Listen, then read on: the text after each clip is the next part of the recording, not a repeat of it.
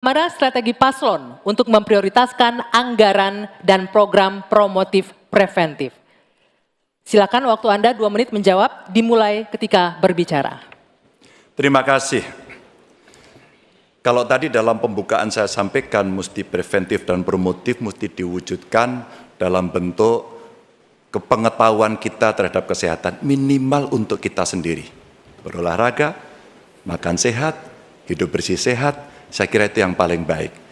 Maka pada tahap berikutnya barulah kemudian kita memberikan fasilitas kesehatan sampai ke desa-desa seperti tadi saya sampaikan, 1 desa, 1 vaskes, 1 nakes.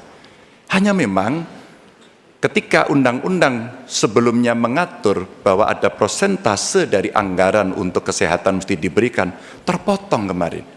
Rasanya ini mesti dikembalikan. Angka 5-10% menjadi angka yang bisa memastikan dalam politik kesehatan kita layanan itu akan jauh bisa lebih baik. Namun ingat, kalau kita bicara angka harapan hidup, maka terhadap mereka mesti mendapatkan layanan kesehatan baik, mereka mesti mendapatkan hiburan yang baik, budayawan juga bisa membantu mereka untuk bisa membahagiakan mereka. Maka pada saat itu ternyata ada juga keinginan dari masyarakat, kami juga perlu mendapatkan layanan yang baik. Maka kalau kemudian kami bisa mendapatkan layanan baik, maka kami merasa nyaman, kami senang, dan hidup kami akan lebih panjang. Maka peran posyandu, peran dasawisma, peran kelurahan, RT, itu menjadi kekuatan yang luar biasa. Di samping tentu saja, pemerintah akan mendampingi dalam setiap kebijakan yang ada. Sehingga dalam politik anggaran, ada persentase yang mesti disiapkan agar anggaran kita bisa cukup untuk bisa memenuhi. Tentu ini kita bisa lakukan secara bertahap. Dan itulah program yang cukup bisa komprehensif menyelesaikan bagaimana harapan hidup bisa jauh lebih panjang. Ya, selanjutnya kami berikan kesempatan untuk Capres nomor 1 Bapak Anies Baswedan menanggapi jawaban yang disampaikan oleh Pak Ganjar. Silakan Pak Anies, waktu Anda 1 menit dimulai ketika berbicara. Yang tadi disampaikan baik dan izinkan saya meneruskan bahwa salah satu persoalan utama adalah pusat kesehatan masyarakat kita saat ini diarahkan terlalu fokus pada hal-hal yang sifatnya kuratif. Lalu urusan kesehatan seakan menjadi urusan Kementerian Kesehatan dan Dinas Kesehatan saja. Dan salah satu masalah utama adalah banyak yang disebabkan oleh pola hidup yang tidak sehat. Karena itu kami melihat yang disebut sebagai promotif, preventif, kuratif ini harus seimbang. Jadi kesehatan itu harus lintas sektoral. Kami pernah lakukan ini di Jakarta. Yang kita kerjakan misalnya membangun air bersih misalnya di Kepulauan Seribu supaya mereka dapat air yang sehat. Yang kedua membangun taman-taman, membangun jalur sepeda, kemudian membangun trotoar, membuat orang berjalan kaki, festival olahraga. Jadi unsurnya adalah lintas sektoral supaya dana itu bukan hanya pada Dinas Kesehatan tapi pada semua bidang yang terkait dengan preventif promotif. Ya.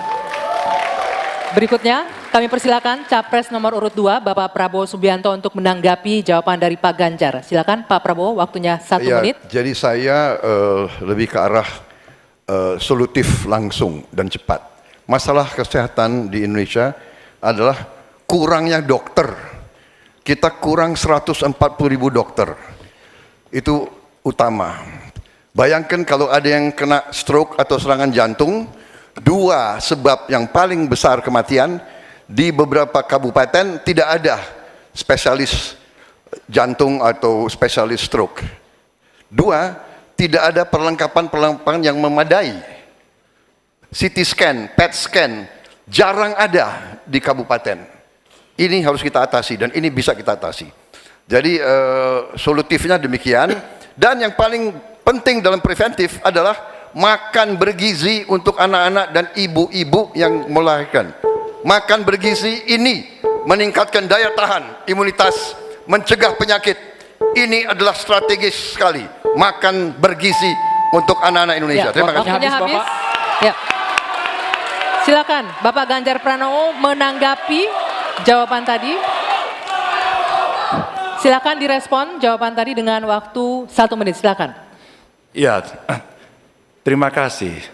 One Health satu kesehatan untuk semua, dan ini mesti dibicarakan ya manusianya, ya kesehatan hewannya. Karena ada zoonosis juga di sana. Maka kalau kita bicara bagaimana secara holistik, maka kesehatan semesta inilah yang mesti kita ciptakan. Saya masih berprinsip pada preventif promotif itu jauh lebih baik. Kalau tidak kita kobol-kobol, biaya kita akan habis untuk menangani orang sakit. Tapi kalau kita bisa mencegah, maka inilah yang akan bisa membuat manusia bisa hidup sehat. Maka sekali lagi, anggaran pendidikan untuk pencegahan, untuk kesehatan itu bisa kembali pada formula awal, dan yang kemudian kita menciptakan ruang-ruang layanan yang jauh lebih baik, apalagi untuk preventif dan promotif yang bisa diberikan oleh pemerintah. Ya. Baik, selanjutnya kita akan beralih